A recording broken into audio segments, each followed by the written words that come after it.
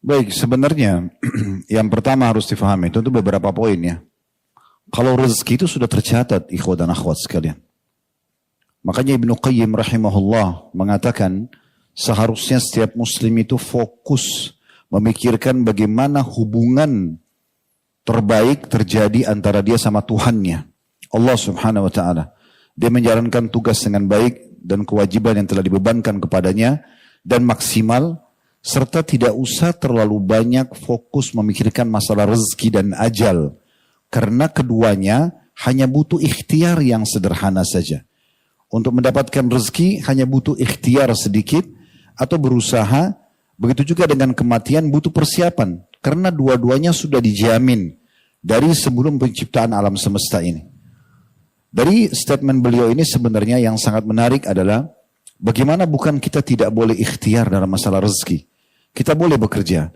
Tetapi jangan lupa kalau semua itu sudah tercatat di sisi Allah subhanahu wa ta'ala.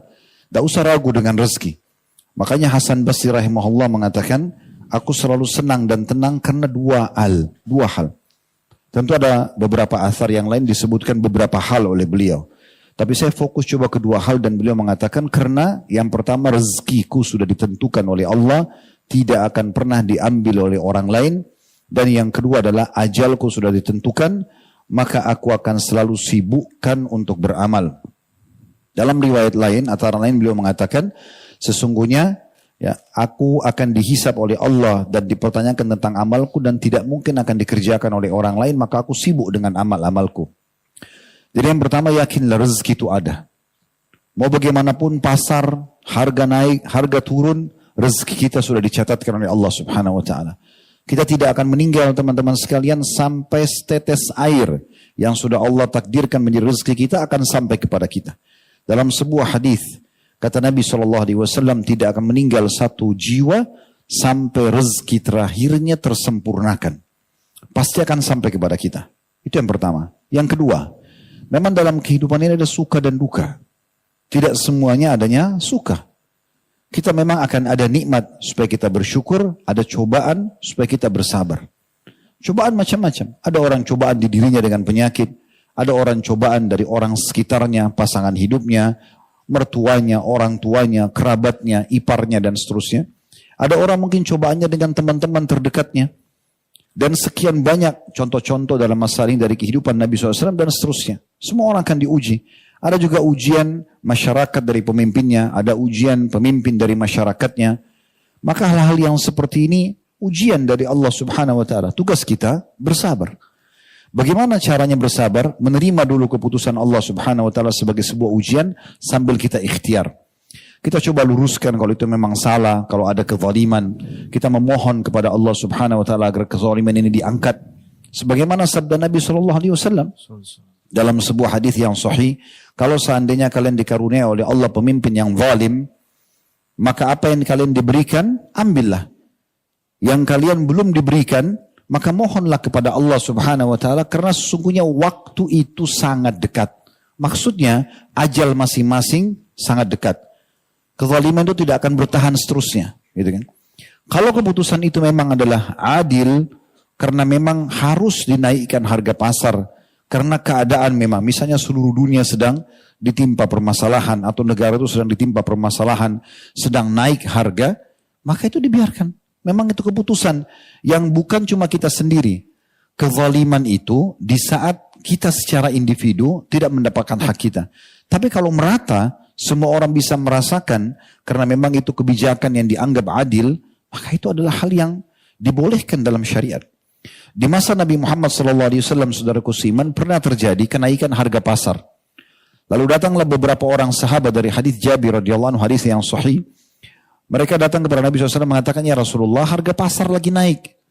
Tolong tentukan harga buat kami. Kata Nabi SAW, tidak. Dalam riwayat lain, biarkanlah. Kemudian datang orang kedua mengatakan hal yang sama. Nabi SAW mengatakan, biarkanlah. Karena sesungguhnya penentu harga, penentu rezeki adalah Allah subhanahu wa ta'ala. Di sini banyak sekali ulama menanggapi statement Nabi SAW. Kenapa beliau sebagai pemerintah tidak menentukan harga dan membiarkan pasar? Karena beliau tahu tentang kondisi di masa itu. Maka kita di sini teman-teman sekalian bersabar. kita doakan agar Allah Subhanahu wa taala memberikan jalan keluar dari permasalahan ini. Mungkin di saat kita berada di posisi para pemimpin, mungkin kita akan mengambil kebijakan seperti itu atau lebih. Kita tidak pernah tahu. Yang penting alhamdulillah kita dikuatkan dengan poin pertama, rezeki kita ada, akan sampai kepada kita dengan izin Allah Subhanahu wa taala. Maka tidak perlu khawatir dengan masalah ini. Tapi tetap tadi saya bilang di poin selanjutnya bersabar. Artinya sabar itu terima keputusan Allah Subhanahu wa taala sebagai ujian, tapi sambil ikhtiar. Yang suaranya bisa sampai di saat ini memang adalah kezaliman, disampaikan. Seperti tadi sabda Nabi SAW, apa yang kalian diberikan ambillah, yang kalian belum diberikan mohonlah kepada Allah Subhanahu wa taala secara langsung. Ketahuilah waktu itu sangat dekat. Kan begitu. Kalau keputusan itu adil, maka kita berdoa kepada Allah Subhanahu wa taala semoga Allah berikan solusi dari permasalahan buat negara misalnya, ya, atau keadaan yang sedang ada supaya bisa kembali normal dan seterusnya. Caranya supaya kita bisa mengetahui tentang kondisi dan keadaan nikmat Allah yang ada kepada kita walaupun sebenarnya ujian sedang ada. Coba perhatikan orang yang lebih berat dari kita. Coba perhatikan kondisi orang yang lebih berat daripada kita. Jangan sampai teman-teman kita hanya sakit flu saja, kita sudah menganggap seperti sudah terjadi kiamat. Padahal di sekitar kita ada orang yang flu dan demam. Kalaupun kita flu dengan demam, ada orang flu, demam dan rematik. Ada orang stroke. Ada orang yang sekarang di masa ini, saya terus mengikuti keadaan teman-teman kita di Gaza. Mereka makan rumput, gak ada makanan. Rumput, mereka cabut rumput, mereka makan. Sisa-sisa makanan yang sudah tidak layak dimakan, makanan-makanan hewan, mereka ambil. Karena tidak bisa lagi hidup. Seseorang anak muda di sana sekarang mengirim sebuah cuplikan, dia meminum air dari bekas, maaf saya bahasakan WC. Air dari saluran pembuangan, mereka tidak bisa lagi punya air. Tapi dia dengan mengatakan alhamdulillah, tidak ada air lagi, saya mati kalau tidak minum. Tetapi saya merasakan air ini seperti air yang suci dan air yang sehat, karena saya tidak punya yang lainnya.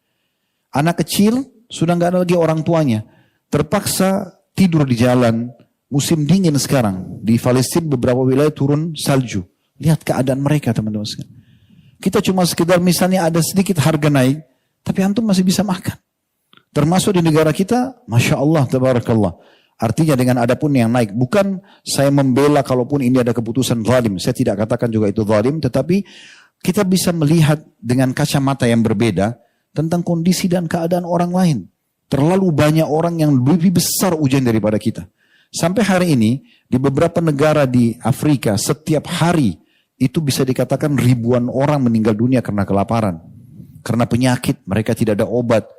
Mereka tidak punya pakaian, dan segala macam hal. Kita Masya Allah bisa beli pakaian, masih ada pekerjaan.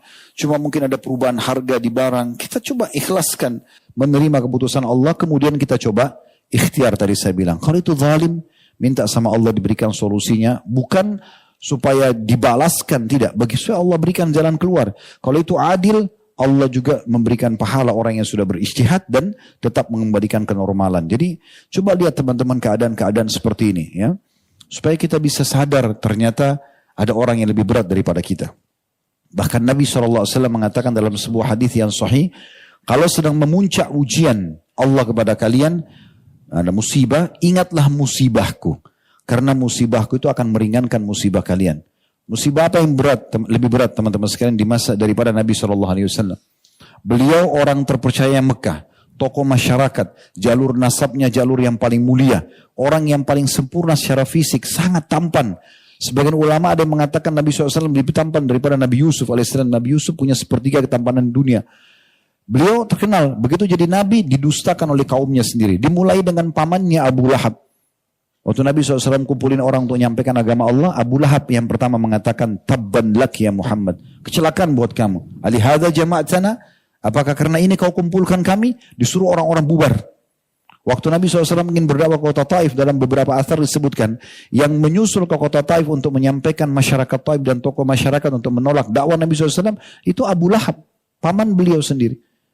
Dan seterusnya. Waktu Nabi SAW hijrah ke Madinah, yang menjual dan mengambil rumah Nabi SAW, yaitu rumah Khadijah, termasuk rumah besar di Mekah, itu sepupunya sendiri, saudaranya Ali bin Abi Thalib. Dan seterusnya, cukup banyak ujian. Kemudian di masa hidup beliau meninggal istrinya, dan dari 7 orang anak yang Allah SWT karuniakan, 6 orang anak beliau meninggal di masa hidupnya. Jadi cuma satu saja yang hidup di masa hidup Nabi SAW. 3 anak laki-lakinya, Al-Qasim, Abdullah, dan Ibrahim meninggal di masa hidup beliau. 3 anak laki-laki. Kemudian dari 4 anak perempuannya, Ruqayyah, Ummu Kalthum, dan Zainab meninggal di masa hidup beliau. Kemudian tersisa Fatimah. Setahun setelah Nabi SAW meninggal, baru beliau meninggal radhiyallahu anhu majma'in. Ini ujian yang berat. Gitu kan? Ujian yang berat. Bagaimana beliau sudah jadi raja, jadi nabi di Madinah, masih ada kaum munafikin yang menghina-hina beliau. Terlalu banyak contoh kalau kita ingin cari. Nabi SAW juga sakit, disakiti juga oleh orang lain. Jadi jangan kita berpikir teman-teman hidup ini, walaupun kita sudah berusaha maksimal menjadi orang baik, lalu tidak ada yang memusuhi kita. Nggak mungkin. Itu menghayal. Sehebat apapun antum menjaga tutur kata antum, sikap antum, pasti ada saja orang yang mencari permasalahan. Itu terjadi pada Nabi Muhammad SAW. Kan gitu. Saya pernah berbagi cerita kan.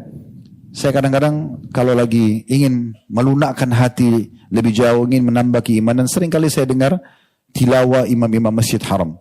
Satu waktu saya pernah dengar Syekh Abdullah Juhani, Dr. Abdullah Juhani, suaranya sangat bagus, Masya Allah menurut saya. Kemudian saya dengarkan sholat subuh beliau, indah sekali. Mungkin sekitar 20 menit dari 2 rakaat itu, disatukan rakaat pertama sama rakaat kedua bacaannya. Maksudnya sholatnya itu, saya dengar rakaat pertama, rakaat kedua. Setelah selesai, Masya Allah bagus sekali bacaannya. Tilawahnya juga enak didengar. Kebetulan juga Allah amanahkan saya bisa ngerti apa yang beliau baca, maka kita lebih tersentuh di situ. Tapi subhanallah selesai melihat cuplikan itu di YouTube, saya kaget melihat tidak sengaja ada orang yang dislike. Jempol bawah. Padahal tilawah Al-Quran, Syekh ini tidak bicara apa-apa. Nggak jelasin hukum, bicara, enggak. Sholat subuh, Allahu Akbar, baca Al-Fatihah, baca surah. Sampai salam. Ada orang masuk di channel itu khusus untuk dislike saja. Coba pikir. Apalagi kalau kita ngomong, bicara, terus kemudian tidak ada yang mencari kesalahan kita, itu udah biasa. Itu suka dukanya kehidupan. Justru di situ antum gunakan momentum untuk lebih dekat kepada Allah Subhanahu wa Ta'ala. Antum sadar antum punya Tuhan yang mengatur semua itu. Kalau ada orang yang tidak suka sama kita, yang ciptakan kita Allah, yang ciptakan dia Allah. Yang ciptakan sifat, ya kita bersabar untuk bisa menerima. Menciptakan juga sifat emosi ataupun apa, dan dia itu adalah Allah. Kita bisa minta kepada Allah SWT untuk melunakkan dia dan menjadi penyebab hidayahnya. Kan begitu. Memang sudah begitu sunnatullah. Jadi fahami ini memang ada satu sistem yang sudah terjadi. Maka kita tinggal kalau ada nikmat bersyukur, ada cobaan kita bersabar. Ya, Allahu a'lam. Ya.